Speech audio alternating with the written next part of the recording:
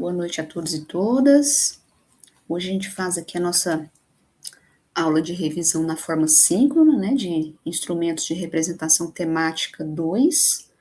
Temos aqui algumas abordagens de conceitos que eu vou trazer para vocês, para a gente revisar, e a gente vai também ao longo falando um pouquinho da dinâmica que a gente já começou relacionada às primeiras atividades também, né, para ajudar vocês a se organizarem aí também na sequência do que vem. Então, a gente está num momento aqui da disciplina, né? Tivemos a nossa aula inaugural, tivemos aí, durante esses últimos dias, um período para vocês se dedicarem aí ao estudo da apostila, do texto base da disciplina, e algumas leituras complementares, né? E vocês viram que tem também alguns materiais gravados já ali nesses primeiros módulos da disciplina também. No caso do conteúdo relacionado à representação temática 2, a gente está trabalhando com uma conexão entre a parte conceitual de representação temática, que é bojo na disciplina, mas também de linguagem documentária ou sistema de organização do conhecimento. Foi uma coisa que eu até falei ali a respeito na aula inaugural, né? A gente costuma ver aí na literatura científica, às vezes, essa nomenclatura linguagem documentária, LD, às vezes essa nomenclatura SOC, Sistema de Organização do Conhecimento, tá? Então, vão acostumando aí na leitura dos textos e no acompanhamento das aulas com essa designação aí que às vezes nos aparece, ele nos surge dando um sentido, uma conotação um pouco mais complexa, quando você fala sistema de organização, mas nada mais são do que essas linguagens aí controladas que a gente utiliza para representar informação, né? Eu estava até aqui pegando uns exemplos para mostrar para vocês em catálogos, né? Que eu vou projetar aqui e a gente vai dar uma olhadinha juntos, porque essas estruturas informacionais, já tinha dito a vocês em alguns momentos para vasculhar em catálogos, para pesquisar algumas bibliotecas digitais, alguns repositórios, essas estruturas elas nos ajudam a compreender esse teor conceitual dessa disciplina e da que vocês viram anteriormente também, né? Eu estive aqui no catálogo da UFG, no Sofia, até colocar o link aqui para quem quiser acessar aí junto comigo. E aí estava fazendo aqui umas simulações de busca. Genericamente, é aquela lógica que a gente tem falado. Quando a gente acessa um catálogo, uma estrutura informacional como essa, a gente vai enxergar o quê? A gente vai enxergar um conjunto de registros de informação que foram catalogados, né? E, obviamente, a gente tem aqui as representações desses itens. Deixa eu ampliar um pouquinho a tela para ficar melhor. Quando vocês acessam, então, faz lá a busca por assunto, por título, etc., você vai conseguir visualizar esses materiais que foram catalogados. Eu fiz uma busca simples aqui por literatura, né, literatura brasileira, e aí, ao passar aqui pelos registros, comecem a observar que a gente tem essas fichas, essas microfichas catalográficas aqui dos registros dessa nossa biblioteca, e que elas têm, enfim, aqueles itens que vocês já estudaram na disciplina passada, na representação temática 1, a exemplo aqui, esse campo que é o número de chamada, é o que traz aqui a classificação do material, mas tem também um campo de assunto, né, um metadado aqui temático também, que é para assunto. E esses metadados temáticos a nível de assunto, por hora, eles aparecem aqui, ó, nesse primeiro registro mesmo, eles aparecem aqui com uma certa amarração, né? Então, guardem esse conceito, que daqui a pouco eu volto nele, né? Você tem aqui um material, ó, literatura brasileira, tracinho, história e crítica, A última tracinho, vez. século XX, tá? Perceba que tem aqui um desenho específico para nós em relação a esse primeiro registro. Mas guarde isso aí que daqui a pouco a gente volta nessa questão.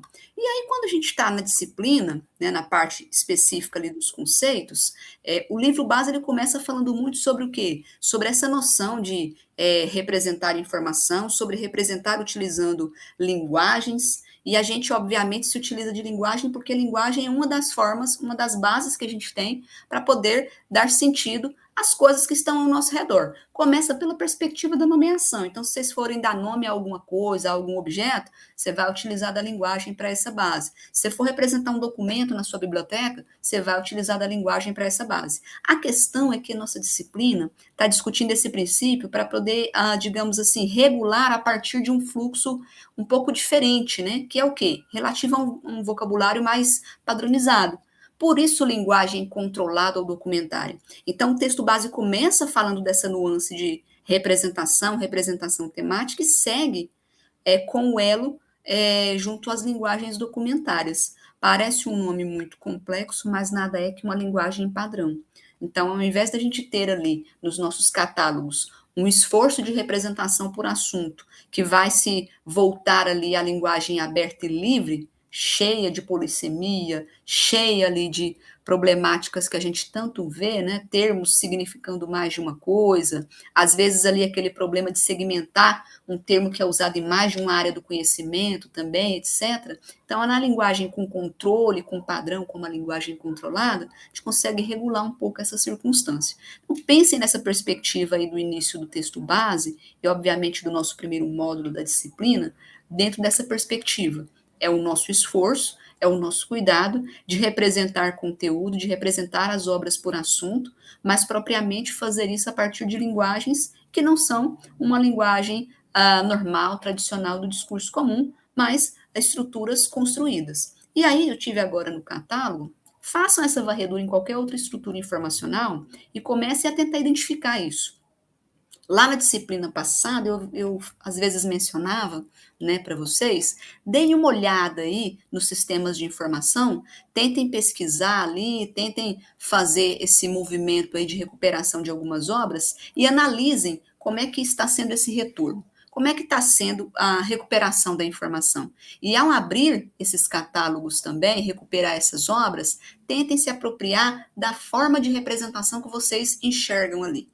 A disciplina de representação descritiva vai dar muito respaldo para pensar a parte formal de representação dos materiais. Aqui na temática, principalmente esse metadado assunto. Na disciplina 1, estávamos lá convencionados no nosso olhar para a representação a partir de classificação, um número, uma construção numérica que permite identificar aquele material na minha biblioteca. Aqui, a gente segue com a perspectiva da representação por assunto, da representação temática, mas veja que muda. O produto não é mais o número, não é mais aquela forma codificada que a gente faz com o uso de CDD ou CDU. Aqui já passa a ser o quê, pessoal? Já é aquela forma verbal, tá? No texto base passado se falava muito disso, a forma de representação verbal e a forma de representação notacional. E eu volto com esse conceito aqui. Quando vocês lerem nos textos a questão da representação temática de forma verbal, é o que a gente está tentando visualizar e aplicar nessa disciplina 2, porque na 1 era mais notacional, eram notações. Lembrem vocês que durante a disciplina 1 a gente estava construindo basicamente números, né? Eu não sei se vocês vão se lembrar aí, por exemplo, está lá classificando uma obra da filosofia, tem um número para isso no sistema de classificação. Está classificando lá no direito, tem um número para isso. Está classificando uma obra lá na parte de biblioteconomia, temos também um número respectivo para os materiais do nosso campo. Então, todo esse enredo de construção aí do nível notacional envolve basicamente números, notações. A gente pode até constituir isso de outras formas, mas via de regra vai ser a partir de notações base numérica. Aqui, seguimos como esforço de representação, mas não resultando em número. Aqui, trabalhando com a perspectiva verbal. Então, quando vocês forem aos catálogos, olhem o metadado assunto. Deixa eu voltar aqui no catálogo, deixa eu projetar novamente. Quando vocês forem fazer essa prática aqui de acesso, ó, estou aqui no catálogo, fazendo lá minhas buscas e tal. Então, eu gostaria que vocês olhassem não apenas para esse metadado aqui, que é o número de chamada, que é o número de classificação. Eu gostaria que vocês começassem a se atentar para esse aqui, para o metadado de assuntos, tá? Então, eu tenho aqui uma obra, tenho os dados, né, dessa obra aqui que foi catalogada, tem o autor, tem o título, tem o número de classificação, tem o ano que foi publicada, mas eu também tenho os meus assuntos. as minhas palavras, os meus termos. E aqui é que a gente está se dedicando a pensar a linguagem documentária, tá? Então, esse caminho que vocês fazem de leitura do texto base até aqui, associem essa dinâmica. É um esforço de pensar na construção desse metadado aqui, metadado assunto, pela perspectiva verbal. De novo, tá? A gente constrói a partir de diretrizes, padrões. Vocês têm estudado aí um pouquinho das primeiras inferências a respeito de linguagem documentária e comecem a associar que a nossa tentativa por padrão é para regular a construção desse campo aqui, de modo que a gente consiga garantir que a informação seja acessada. Então, se eu tenho uma obra de assunto semelhante, provavelmente ela vai ter uma constituição bem próxima disso aqui, desse cabeçalho que está aqui colocado. Por quê? Porque no nosso princípio de representação, via linguagem documentária, a linguagem consegue nos trazer uma regulação suficiente, uma padronização, e ao mesmo tempo ela funciona como um elemento inteligível também na estrutura, tá? Então, por isso que vocês vão perceber que tem muita menção aos textos sobre essa questão de padrão, de regulação, nesse sentido também. Aí, quando você vai aqui ao catálogo e traz o seu termo de pesquisa, joga ele aqui, a tendência é o quê? A tendência é vir aqui um conjunto de registros que correspondem a esse assunto, tá? Essa é a natureza mais incipiente que a gente tem na nossa relação com o SRI, com o Sistema de Recuperação da Informação, no que diz respeito a acessar essa informação, tá? Outra coisa que a gente precisa também observar a partir desse momento, todo o nosso esforço também bibliotecário de padronização via linguagem, a gente está sempre num esforço de constituição que envolve o nosso trabalho, obviamente. Sou bibliotecário, utilizo uma linguagem para representar os documentos, mas isso também vai ser uma coisa a ser pensada ali para esse vínculo com o usuário do sistema de informação. No texto aí base fala muito disso, e alguns textos complementares isso também está presente. Aí é muito aquela conexão de ideias em torno do aspecto de mediação até. Então, eu tenho uma área do conhecimento a ser representada, eu tenho uma demanda por representação da informação que vai se fazer ali necessária, e obviamente isso ganha muito quando eu uso termos padronizados.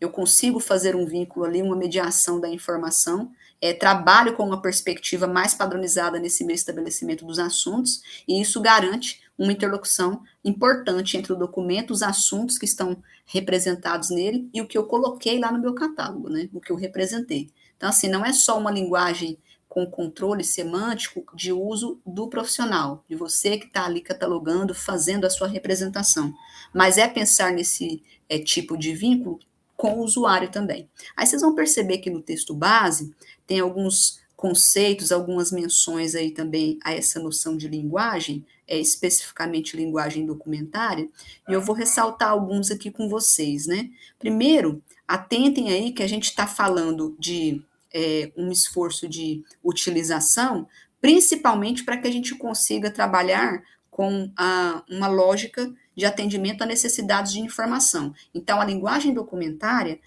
dependendo do contexto em que ela é construída, estruturada, empregada, ela precisa considerar essa perspectiva que vai desde o que está acontecendo ali, do que está sendo ofertado em nível de produto e serviço de informação, mas, obviamente, também do público atendido. Então, no texto menciona muito essa questão de algumas perspectivas de emprego também, de utilização da linguagem documentária. Se eu estou num contexto especializado, eu tenho que pesquisar, eu tenho que empregar linguagens documentárias desse âmbito. E o público necessariamente vai refletir isso também, que provavelmente serão pessoas, usuários especializados nesse domínio do conhecimento. Então, essa questão de perceber também o contexto informacional, o público a ser atendido, nos ajuda muito. Um respaldo importante para nós, então, que isso também vem sendo muito discutido no campo da ciência da informação, a linguagem documentária que você empregar, ela vai servir ali a um propósito de comunicação. Ela faz essa troca, né? Ela pega um documento, representa aquele documento de forma padronizada. Então, ela comunica um sentido. A gente não pode perder isso de vista. E, obviamente, também pensem no sentido que a gente vai conseguir em termos de estruturas informacionais que, enfim, estão cada vez mais dinâmicas.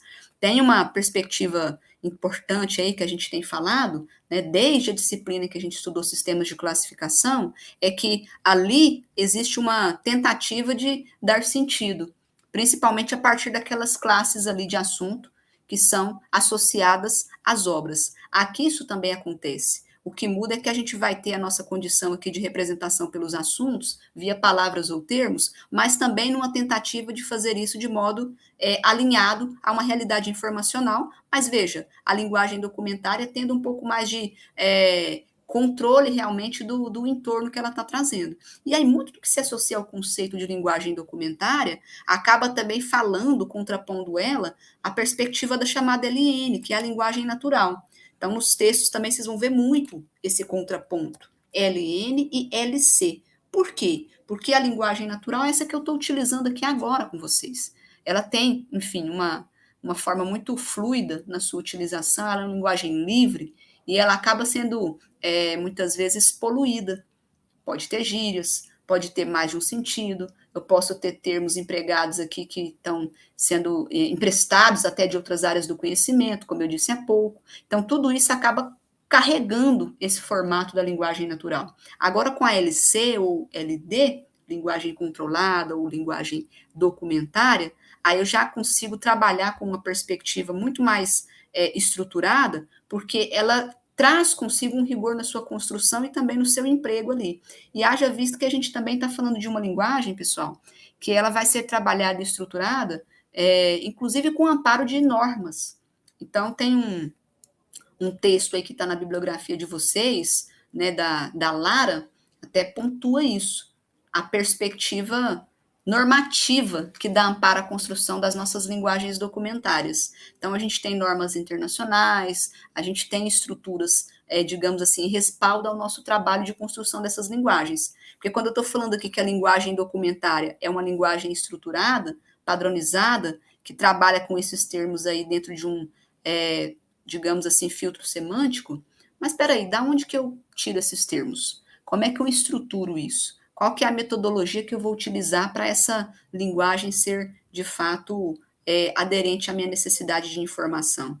E, obviamente, pensando que isso precisa ser empregado para que eu consiga comunicar a informação, como a gente falou há pouco. Então, assim, todo o princípio normativo respalda isso. E outros pontos que são fundamentais para nós já nesse momento é que um pouco do esforço que a gente faz de construção dessas linguagens e de emprego dessas linguagens para representar aí as obras numa biblioteca ou outro sistema de informação, isso também vai ter assim um amparo gigante na perspectiva linguística, na perspectiva lógica e principalmente na perspectiva da terminologia. Esses contrapontos, né, de assuntos assim ou de áreas, domínios ou subdomínios que acabam vindo para a gente em apoio às nossas tarefas. Numa disciplina que vai vir em sequência a essa, vocês vão estudar um pouquinho de lógica e de linguística, principalmente, aplicadas ao princípio de representação da informação e do conhecimento. E aí vai ser possível fazer essa comparação de forma mais pontual. Mas por uma perspectiva bem básica, nesse momento em que a gente se encontra aqui, vocês estão aí quarto período do curso, né? Associe isso que a gente falou até esse momento. Se eu tenho que fazer a representação, atribuir assunto aos documentos, eu vou fazer isso, obviamente, utilizando da linguagem. Então, assim, questões relativas à terminologia, a padrão de linguagem, a própria estrutura lógica de pensamento para fazer essa representação, tudo isso me ajuda, tá? E não esquecendo também do princípio aí das normas. A gente não tem uma disciplina específica no curso para trabalhar com normas, né? A gente acaba vendo uma ou outra nas disciplinas aí de representação e de tratamento, e até ali na disciplina de normalização. Mas eu digo não as normas do trabalho acadêmico, eu digo normas que amparam o nosso trabalho de construção de linguagem documentária, tá? Depois dei uma verificada aí no texto da Lara, que ela faz uma abordagem muito boa a respeito disso, né? E também eu, vez ou outra na passagem aí, desses conteúdos que a gente faz aqui de revisão, também até mesmo nas nossas aulas inaugurais, sempre fico insistindo com vocês para que possam ir associando os nomes dos teóricos que a gente está estudando ao longo do semestre, né? Então, esse aí é um nome para vocês guardarem ao longo dessa nossa disciplina, porque é um nome importante, tá? A Lara, ela já é uma professora que, enfim, me parece que se aposentou até, mas ela deixou muitas contribuições ao campo. Então, se vocês precisarem aí estudar conteúdo sobre linguagem documentária, terminologia, construção de vocabulários, leiam materiais de autoria da Lara, né? Ou, enfim, de orientandos também, né? Porque aí acaba que segue ali uma perspectiva, uma vertente conceitual muito semelhante ali por tendência. E aí, quando a gente estiver aqui nessa nossa compreensão acerca das linguagens documentárias, pensar no aspecto normativo, pensar nessa conjuntura de construção que se ampara nesses temas correlatos, áreas que são bem importantes para nós, linguística, terminologia, lógica, também pensar que a gente faz aqui um esforço de representação para que essa linguagem possa ser de fácil elaboração, né? A gente tem que pensar em gastos em tudo que a gente vai fazer. Então, quando vocês estiverem nos sistemas de informação atuando, estagiando ou atuando como profissionais formados, de repente vocês vão ter uma demanda, sei lá, de construção de um tesauro.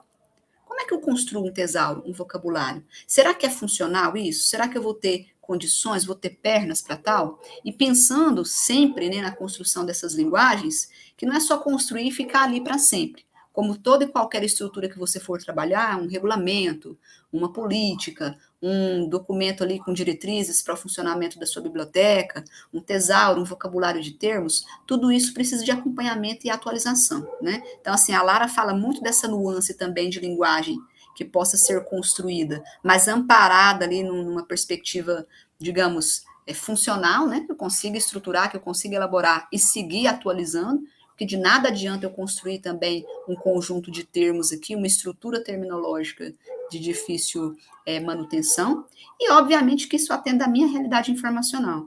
Então, até já é uma coisa para vocês começarem a olhar a partir das próximas semanas, porque a gente segue aí nos nossos estudos avançando para as outras tipologias de linguagens documentárias, né? Começamos pelo cabeçalho de assunto, mas vem taxonomia, vem ontologia aí na sequência. Comecem a dar uma vasculhada também sobre alguns exemplos, né, de aplicação, dei uma verificada aí, até naqueles links que foram deixados ali para vocês na nossa aula inaugural, porque ali tem material bem importante aí para a gente enxergar de fato a aplicabilidade, tá?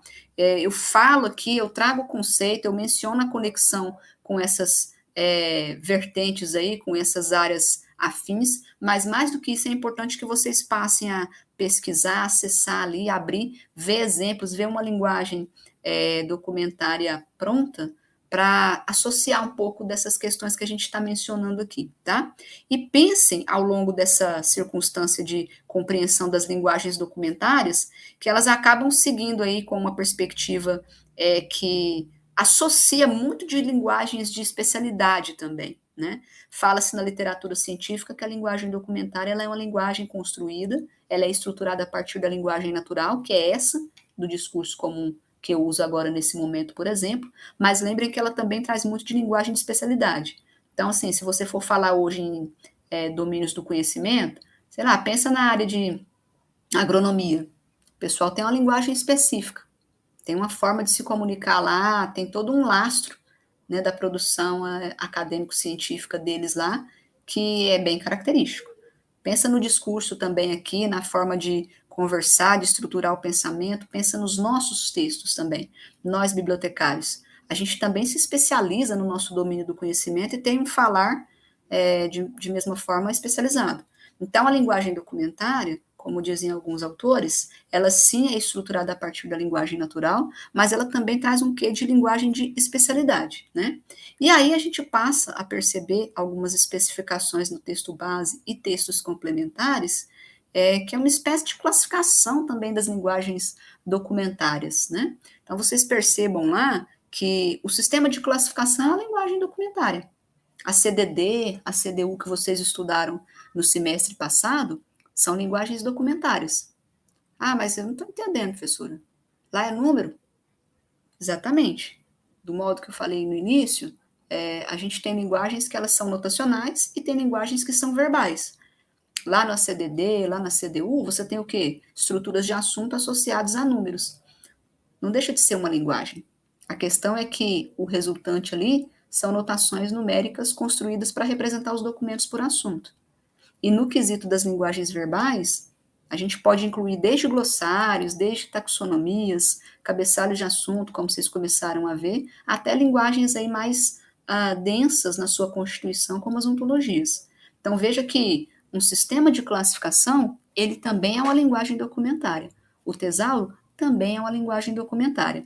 E os autores vão tentar fazer essa classificação porque houve um período na literatura científica de biblioteconomia, até digamos assim, uma demarcação mesmo, a partir dos teóricos, né, que não se falava especificamente só linguagem documentária ou linguagem controlada. Então, alguns autores chamavam linguagem classificatória, ou linguagem de classificação, outros linguagem de indexação. Então, a própria forma de designar, ela foi modificando com o tempo, né? De algum modo, a gente tem essas estruturas aí de representação que elas foram fazendo um percurso aí um tanto quanto interessante, e há teóricos nossos fazendo mapas também de representação, mostrando uma linha evolutiva. Essas estruturas que vocês estão estudando agora são as linguagens consideradas mais simples, que são os cabeçalhos de assunto. Então, vamos lá, vou pegar aqui o cabeçalho de assunto para a gente visualizar. Vou colocar o linkzinho aqui também. Dei uma vasculhada aí, pessoal. Atentem-se aí para essa constituição do cabeçalho de assunto. É uma lista de termos que ela começou com um princípio de representação aí dos conceitos, das obras, mas ela começou bastante simplória, né? Eu estou aqui na lista da Library of Congress. Então, assim, aqui, eu gostaria que vocês fizessem isso como um exercício depois, tá? Porque a gente faz aqui rapidinho, mas é preciso que vocês conduzam essa prática depois. Então, acessem aí a lista de cabeçalhos, vocês vão ver que tem aqui uma estrutura, tá? Uma forma de apresentação nessa página aqui, e tem uma separação, né? Então, aqui, ó, a gente tem algumas informações a respeito desses arquivos, né, da LC, e aí aqui a gente consegue acessá-los, ó. Tem até uma introdução aqui, que vocês podem também dar uma olhadinha depois. Aqui a gente tem uma distribuição dos arquivos, e tá por ordem alfabética, né? Não sei se vocês estão conseguindo visualizar direitinho aí, mas se tiver ruim aqui na tela, clica nesse link aí que eu mandei para vocês no chat. Então, aqui a gente tem alfabeticamente a distribuição, e aí se você clicar, ele vai abrir essa lista de termos, tá? Eu vou cair genericamente numa lista de termos. Então, assim, falar em cabeçalho de assunto é remeter muito para essa perspectiva da lista da Library of Congress. Eu vinha falando para vocês há alguns momentos também aí, né, de disciplinas anteriores, que a gente tem uma dependência muito grande na nossa biblioteconomia, da biblioteconomia norte-americana, por exemplo. A gente ainda bebe muito dessa fonte. Então, vejam uma estrutura como essa aqui, que tem um conjunto de termos, ela é construída por uma das maiores bibliotecas do planeta, que é a LC, e muitas bibliotecas, para além da LC, utilizam isso, né, para fazer a representação dos seus assuntos. Então, são termos, durante muito tempo eram termos colocados aqui sem muita regulação semântica, e ao longo dos anos eles foram fazendo as atualizações, de modo que hoje a gente tem uma lista de cabeçalhos temáticos aqui, que contempla algumas relações semânticas já, né? Então, não são especificamente só os termos. A gente vai perceber que alguns aqui trazem remissiva de sinônimo, trazem aqui também termo geral, termo específico. Às vezes a gente mistura um pouquinho, né, confunde, porque está em inglês, né, inclusive as siglazinhas, mas é importante que vocês acessem para dar uma vasculhada aqui e se acostumar com essa forma de apresentação aqui, tá? Então, assim, aqui estão os termos listados aqui na letra A, enfim, letra a letra você pode ir abrindo aqui e acessando, que você vai ver essa configuração dos termos aí que você pode usar para representar suas obras, né? Que é a listinha da letra L. Então, veja que está aqui, ó, economia do trabalho, por exemplo. E aí depois tem todo um conjunto de subdivisões aqui também, relativo ao assunto trabalho, né? Trabalho na arte, na literatura. Então, assim, são listas de assuntos que vão especificando aqui as suas relações semânticas, e o uso desses termos que estão aqui de modo regulado, padronizado, me permite fazer ali uma designação das obras de forma mais padrão. Então, quando vocês acessarem ali um catálogo e visualizarem coisas como essa aqui, ó, vocês vão ter essa noção de que o tratamento da informação a nível de assunto foi feito a partir de uma estrutura de vocabulário controlado. Ou às vezes um misto disso com linguagem natural também, porque algumas bibliotecas também o fazem. Mas o que é importante a gente compreender? Que esse trabalho aqui de representação, ele pode ser feito por linguagens que são reguladas. Então, em alguns casos, tem muito a ver com a nossa perspectiva temática aqui, né, em termos de Brasil, mas há assuntos ali, né, no cabeçalho que seguem uma prerrogativa ali de Constituição padrão mesmo do que a gente tem lá, né? Aí é aquela velha discussão que a gente fala também. Será que utilizar estruturas de vocabulário que são feitas em outro idioma, que são feitas aí para outro contexto, será que nos atende bem? É a mesma coisa que a gente falava lá com CDD e CDU. O que eu tenho feito, o esforço que eu tenho feito para catalogar as minhas obras, para classificar utilizando dessas estruturas, será que realmente isso tem atendido a contento? Eu estou conseguindo utilizar, me embasar nessas estruturas externas aí e tenho tido um bom resultado? Então, aqui também é um exemplo, né? É a possibilidade de fazer a minha categorização de assunto a partir de uma lista temática, de uma lista de termos ali, que eu posso me apropriar e aplicar ali nas minhas obras. A questão é que eu gostaria que vocês pensassem um pouco criticamente a respeito disso, porque muitas vezes você deixa de atender uma realidade que é local para utilizar um cabeçalho de assunto como esse aqui, construído por uma biblioteca, que não é qualquer biblioteca, obviamente, mas que, enfim, ela tem as suas formas ali, né, de padronização, de regulação semântica e terminológica que não necessariamente são as nossas. Há um tempo atrás eu estive num evento que tinha um colega apresentando um trabalho lá, uma proposta de classificação adicional à área jurídica, né? E ele falava justamente dessa necessidade da gente pensar o direito brasileiro, né? Porque a gente tem, por exemplo, com o CDD, com o CDU, os nossos sistemas de classificação, uma base para a organização da informação que ela é, enfim, estruturada em outra lógica. Mas e o direito brasileiro? Até que ponto ele é contemplado? Talvez não esteja sendo. Pensem nisso também quando vocês acessarem aí essa lista da LC, deem uma vasculhada nos assuntos, no que tem, no que não tem, na forma como esses assuntos estão colocados aqui, porque isso nos ajuda aí a pensar a respeito da possibilidade até de adaptações também. É óbvio que a gente precisa entender a lógica dessas estruturas de linguagem, mas quais as condições que a gente tem para aprimorar elas também, né? Esse é um ponto importante para nós. Enfim, deem uma olhada depois aí, acessem esses assuntos. O exercício que está vigente para vocês agora, ele até pede numa das partes para vocês pesquisarem aqui na lista de cabeçalhos da LC, né? Então, eu estou mostrando aqui a dinâmica, no caso, que a gente está fazendo.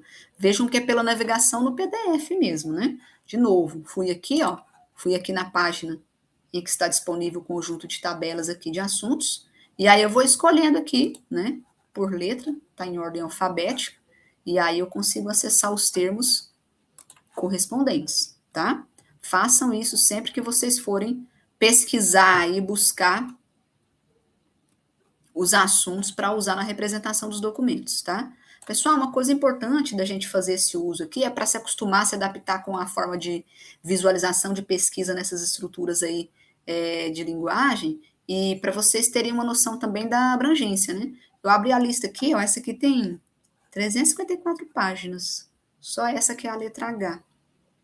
E a gente tem, enfim, lista de assunto ali do alfabeto inteiro. Então, são estruturas imensas, né, as quais a gente consegue recorrer aqui para representar informação por assunto, tá? E olhem também, principalmente a forma de composição que a gente consegue enxergar aqui agora, porque isso influencia, enfim, em uma prerrogativa também de construção, de estruturação de outras linguagens que a gente vai ver mais adiante, né? Então, falei para vocês dessa perspectiva que amarra, né, uma linguagem em outra, a gente precisa associar isso também, porque muito que você vê em cabeçalho de assunto vai estar presente lá num tesauro, numa taxonomia, etc, né? Alguém levantou a mão aí?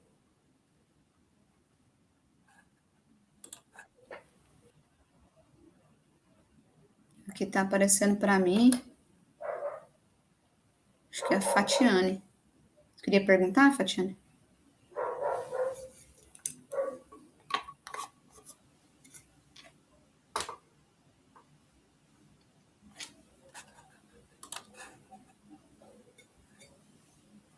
só problema no fone? Será que é o fone ou será que é porque você entrou sem habilitar o áudio lá? Qualquer coisa, sai e volta e tenta habilitar. Porque às vezes a gente acessa lá e não clica, aí o som some. Os demais estão ouvindo normal ou só o problema só dela? Ah, você colocou aqui no chat, né? Você pesquisa na lista, exatamente.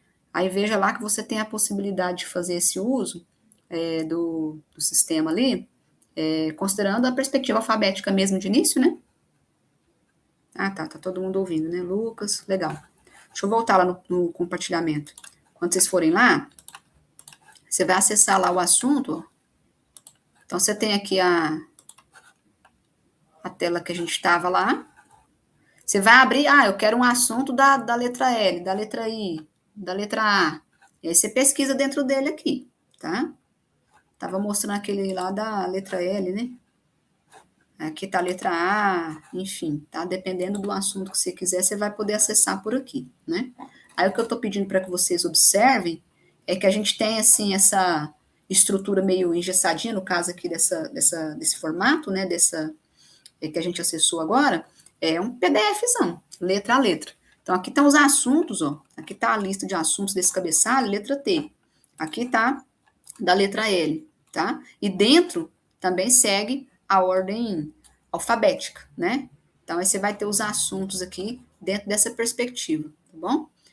Pessoal, é muito interessante, assim, fazer esse aspecto aí do acesso, porque parece que é uma coisa muito, enfim, direta, né, na sua utilização ali, mas manuseando vocês vão perceber alguns detalhes assim, e óbvio que isso nos ajuda também na perspectiva de estudo dos textos, tá? Então, tudo que vocês viram nessas últimas ocasiões aí, entre módulo 1 e módulo 2, a representação temática, a linguagem documentária, controle semântico, o que é isso? Você abre uma lista dessa e vê, na prática, o que é isso. Eu tenho uma lista de assuntos para que eles possam ser empregados na representação dos meus documentos. Então, estou lá fazendo, né? Ali era a letra L, a gente viu lá o termo trabalho, não foi? Então, quando você vai lá e acessa, você tem condição de fazer a representação de assunto por ele ou por derivações dele, por termos específicos dele. Alguns assuntos têm mais desdobramento, outros menos. Isso é uma outra questão que eu gostaria que vocês fossem observando nessa navegação também, tá? Então, assim, acessem, deem uma brincada lá com a estrutura dos cabeçalhos de assunto, vocês vão perceber um pouquinho, assim, dessa forma de estruturação aí, da importância, da relevância dessas estruturas para representar o assunto das obras, né? Porque é engraçado que a gente fala muito de representar, mas na hora que vai usar é que realmente a gente começa a entender melhor essa questão, né? De fato, tem essa complexidade que você está falando aí, Fatiane, e eu falo assim, pessoal, o uso não significa também que ele vai te dar toda a bagagem, porque a gente, imagina vocês em termos de sistema de classificação, a gente acaba segmentando muito as nossas atividades. Então, eu, por exemplo, nos estágios, eu usava muito CDU, os primeiros estágios em biblioteca.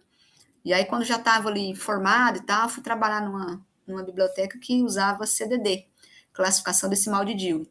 A gente estuda um pouco de cada um aqui, né? Vocês fazem realmente uma incursão em cada um desses sistemas de classificação.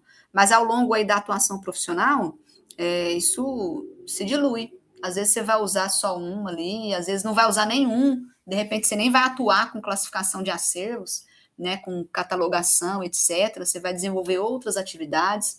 Então, o desafio para nós também é manter essa perspectiva prática, sim, mesmo que não esteja atuando pontualmente na representação, no tratamento de informações, você consiga praticar isso. Sempre estudar uma CDD, uma CDU, listas de cabeçalho de assunto como essa aqui da LC, para você entender um pouco da função, como isso está estruturado e como você encontra as coisas lá dentro. Acabei de fazer aqui um passo a passo rapidinho com vocês e pedir a vocês que pratiquem, né? Então, na teorização que a gente está lá, já passando aí a prerrogativa de discussão do módulo 2, é um módulo que trata de cabeçalho de assunto. O que é cabeçalho de assunto? Isso aqui que a gente acabou de ver. Então, a lista de termos que tem ali uma forma de composição, geralmente amarrando um termo ao outro, né? A concepção mais primária que a gente tinha de representação dos assuntos, eles pegavam, né, por uma lógica que era o quê? Ter o assunto amarrado a alguma perspectiva geográfica ou muitas vezes temporal.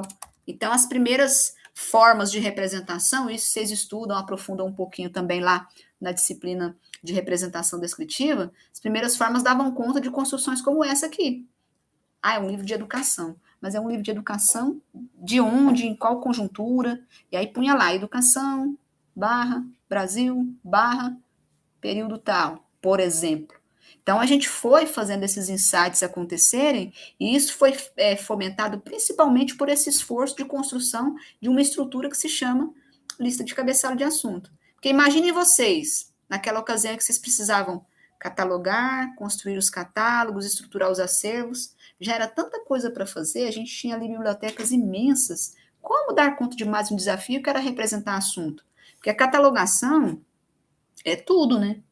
Você vai fazer título, você vai fazer autoria, você vai fazer ali os dados de descrição da obra, o ano de publicação. Mais do que isso, ainda representar, ainda catalogar assunto. Como é que eu dou conta disso? Então, esse esforço inicial que a gente teve nas nossas bibliotecas acabou caminhando muito para essa construção atrelada à lógica do cabeçalho de assunto. Então, assim, quando vocês veem no texto, cabeçalho, composição de cabeçalho. Gente, o cabeçalho, ele traz os assuntos. E é uma lista porque ele padroniza para a gente. De novo, vocês já estão percebendo ao longo dos semestres que a biblioteconomia ela vai se resguardando de várias estruturas para dar conta da representação padronizada da informação. Então, o cabeçalho nada mais é que um conjunto de assuntos listados ali que estão trabalhando com uma perspectiva ali de arranjo para permitir que a gente represente a informação. E aí, na estrutura do cabeçalho, vocês vão perceber, né? Vi há pouco ali junto com vocês a estrutura da LC, vocês vão perceber os termos ali, os assuntos tópicos, assuntos, os temas mesmo, vocês vão perceber que alguns são nomes, né? Então, tem nomes geográficos, tem nomes pessoa, né? Nomes pessoais. Isso vai ser importantíssimo para a gente na representação no catálogo. É óbvio que vocês vão conseguir trabalhar com uma perspectiva de utilização aí, considerando o contexto também, que aí cai naquela velha perspectiva, né? Se o assunto não está na lista de cabeçalho, como é que eu vou usar? Então, você vai usar o mais próximo ali possível, né? Isso é uma discussão, uma problematização que vocês também precisam ir fazendo. Então, acessem ao longo dessa próxima semana o cabeçalho ali e deem uma olhada nos assuntos faltantes, por exemplo. Isso é uma discussão importante para nós. Ou aqueles que às vezes aparecem, mas aparecem de forma muito resumida, por exemplo. Você vai lá, pesquisa e tal, e vê que você tem só o início da coisa. Aquele assunto não desdobra. Aí, quando você pega o livro, você vai analisar a obra lá para fazer a catalogação, você fala, peraí, não é só isso. É mais específico que esse assunto. Só que aí você vai na lista de cabeçalhos e não tem, né? Então, pensem a respeito disso também, né? E, obviamente, o que a gente tem na constituição desses cabeçalhos aqui? As várias possibilidades de fazer a representação por assunto, para que a gente consiga depois fazer essa pesquisa nos catálogos. Então, eu mostrei para vocês há pouco aqui a pesquisa que eu fiz, a simulação no catálogo da biblioteca da UFG, eu fiz uma busca por assunto. E a tendência é que eu consiga o quê? Que eu consiga recuperar as obras que foram cadastradas, que foram catalogadas no sistema por aquele assunto que eu estou buscando, né? O assunto tópico. Então, assim, não pensem em relação à complexidade, né? Abrimos aqui a lista, nossa, quanta coisa, quão amplo é essa linguagem. E a gente vai estudar ainda outras tipologias. Basicamente, é um conjunto de termos. E os termos vão ter suas subdivisões, as suas possibilidades de uso, tá? Manuseie com esse tipo de compreensão. E é esse conjunto padronizado que nos ajuda na representação da informação. Em alguns casos, a gente vai conseguir utilizar de pronto, dentro do padrão que está estabelecido ali, e às vezes é um caminho que vocês vão fazer também, de manuseio, né, nessa ida e vinda, porque os cabeçalhos de assunto também têm remissivas. Né? Vocês já têm estudado e discutido um pouco de remissiva. Então, você chega lá e acessa e fala, peraí, não é aqui não. Calma lá que esse termo aqui não te cabe, ou ele é um termo que não é autorizado, né? Tem ali a Constituição, a amarração, e diz, esse termo é um termo desautorizado. Então, não é só também pegar a lista e copiar e colar o termo, porque às vezes o termo já não está mais autorizado para uso ali, ou tem uma forma de remissiva para você utilizar uma outra composição, né? Tudo isso é importante na hora do manuseio. Estou falando muito aqui do acesso, de usar e tal, mas não é simplesmente pegar, abrir e acessar qualquer termo ou qualquer forma de representação. Faça a leitura entendendo aquelas amarrações semânticas que vão aparecer ali, vão se acostumando com aquelas siglas também, tá? Toda a sustentação para isso está nos materiais seguintes das aulas aí que vocês vão fazer ao longo desses próximos dias, e isso vai ser importante para a gente pensar a realidade que vem aí logo mais, que é aí da estruturação de uma linguagem que vocês vão se dedicar, né, que é a taxonomia. Então, procurem vasculhar bem os cabeçalhos de assunto agora ali da LC, ver direitinho, quem ainda não acessou, as aulas ali, os textos complementares, para entender essa estrutura de assuntos via cabeçalho, o modo como isso é estabelecido, porque apropriando disso, vocês vão ter uma facilidade de entrar no módulo 3 ali, de taxonomia, de ontologia, e compreender bem como essas estruturas avançam um pouquinho dentro da concepção dos cabeçalhos de assunto, né? Mas que também acabam convergindo em muitos pontos, né? Porque fala de avançar, fica parecendo que o cabeçalho de assunto não serve para nada. É uma lista padronizada de assuntos, tem ali as suas possibilidades de representação dos documentos, mas a gente também conseguiu trabalhar com outras estruturas de regulação de termos na área que são muito utilizadas. E é isso que vem no módulo 3 da disciplina, tá? Então, assim, tenham essa leitura também em relação a essa conjuntura. E eu quero separar esse momentinho final para a gente falar um pouquinho do nosso caminho até aqui, em relação às atividades também, tá? Podem ir colocando aí no chat se vocês têm alguma pontuação nesse momento aqui a respeito do conteúdo, né? Que vocês já estudaram.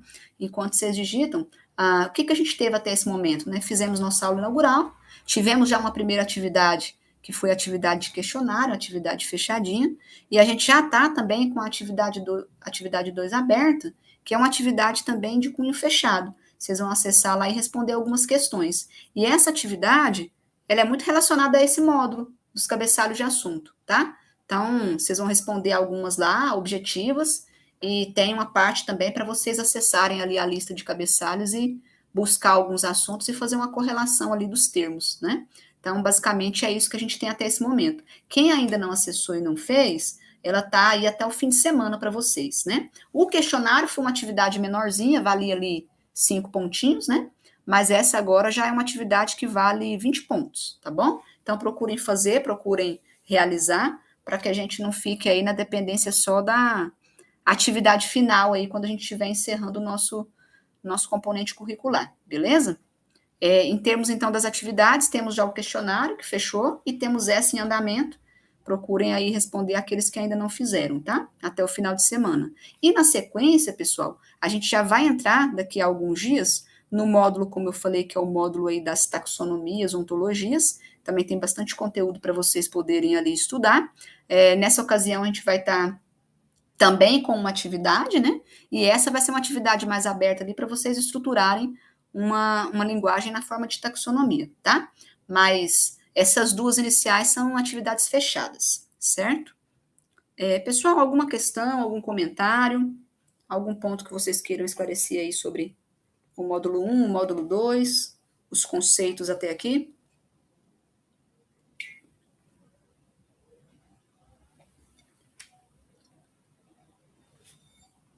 Não?